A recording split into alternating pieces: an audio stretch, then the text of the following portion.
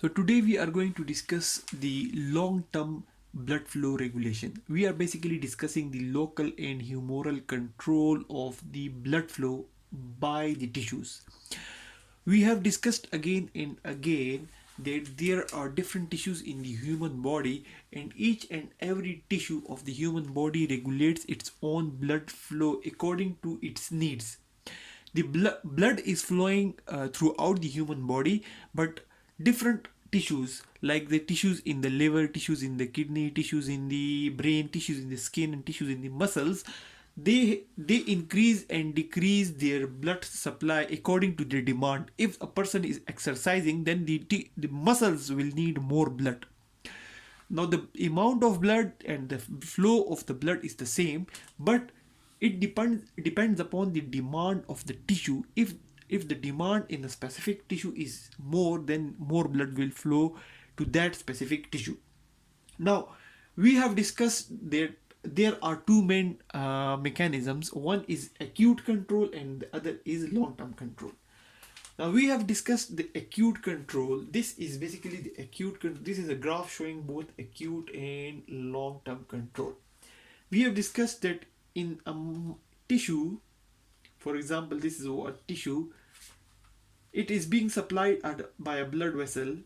If the demand of the tissue increases, there is a rapid increase in the blood flow to this tissue according to its needs. Because the needs have increased, the demand has increased, so the blood flow or the supply of the nutrients is also increased. Now this increase in blood flow can occur acutely as an acute term, or it can occur as a long term mechanism. Now acutely, the blood flow increases by increase in the diameter of the blood vessel. Like this blood vessel will dilate and the diameter of this blood vessel will increase. Similarly, the precapillary sphincters, which are functioning in the arterioles, it opens opens and it allows more blood to flow to the tissue and increase the blood flow. These are the acute control mechanisms for the blood flow regulation in the tissue, and these are known as acute because it occurs in seconds to minutes. The problem with these mechanisms is that if the demand of the tissue is increased, then the blood flow is rapidly increased. The blood flow, the increase in blood flow occur rapidly. For example, the arterial pressure has increased, so the blood flow has increased very rapidly. But the problem with these mechanisms is that once the increase has occurred, there remains a slight increased blood flow even when the demand has gone. Then to tackle with this problem, there we have another mechanism that is known as the long-term control of the blood flow. If this muscle is demanding more blood flow, or the demand of this specific tissue has increased for a long time, not for a short time, then despite of the acute changes that have occurred rapidly in minutes to seconds, there will be more changes occurring over the long period of time that are basically a part of long-term blood flow regulatory mechanisms. And that mechanisms include the increase in number of blood vessels. Here we see that the diameter of the blood vessel increased from this size to this size. But in the long-term control, the number of blood vessels basically increase. The branches from these blood vessels occur, and the vascularity of the vascularity of the tissue basically increase over weeks or months. This acute term control or acute control basically occurs in minutes to seconds to minutes. Long term can occur in weeks, months, or years.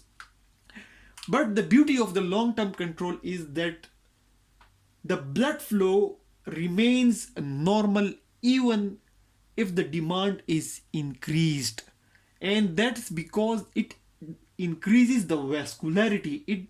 It does not bring short-term changes in the caliber or the diameter of the vessel, or rather it increases the vascularity, it increases the total number of the vessels that is supplying to the tissue. Now suppose, for example, this is a tissue and its demand has rapidly, acutely increased. The blood flow to this tissue will increase rapidly, but this blood flow will not be able to come to its normal level. Rather, it will remain elevated. It will remain elevated up to some extent above the normal. For example, this much is the elevation after the demand has gone. But in the long term, if the demand of the tissue remains elevated for a longer period of time, then long term changes occur due to increased vascularity of the tissue. And the beauty is that the blood flow will not remain increase above the normal, rather it will remain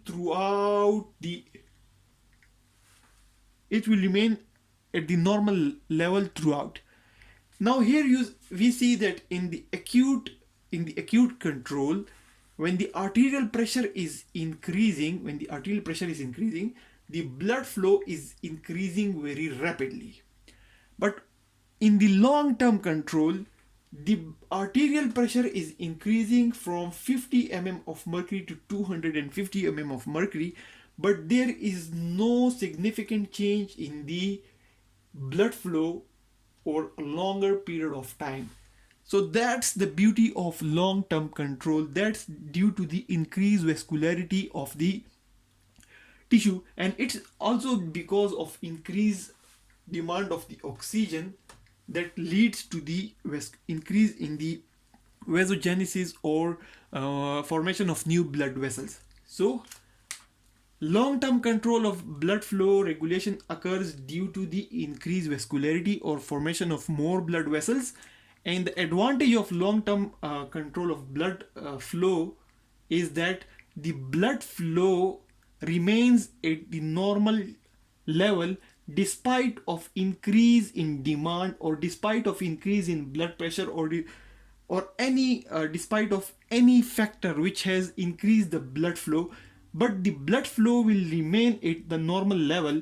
But in the acute term control, the blood flow will not remain at the beauty of the acute control is it occurs rapidly in seconds to minutes, but it is not able to keep the blood flow at a normal level. Rather, it remains elevated, or it may come down. So that's all about the long term blood flow regulation. Thanks a lot for watching the video.